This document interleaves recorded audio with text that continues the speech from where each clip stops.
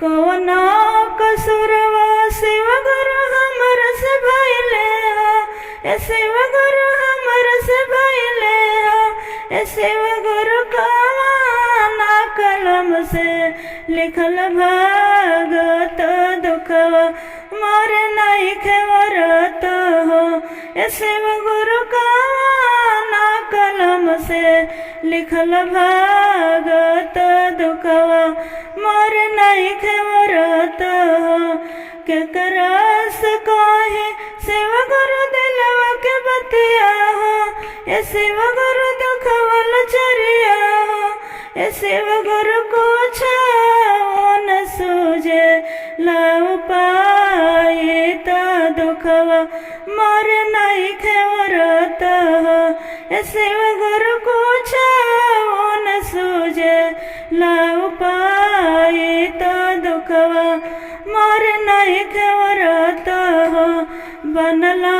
के बड़ शिव गुरु बाप महतरिया हो,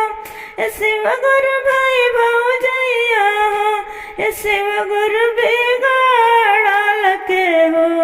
न हमार त दुखवा मोर नइखे वरत हो, ए शिव गुरु बिगड़ल के हो न हमार त दुखवा मोर नइखे वरत हो। दुखवा के ले शिव गुरु नैहर गइनी हो, ए शिव गुरु नैहर गइनी हो, ए शिव गुरु मुँह फेरले माई बाप त दुखवा मोर नइखे वरत हो, ए शिव गुरु मुँह फेरले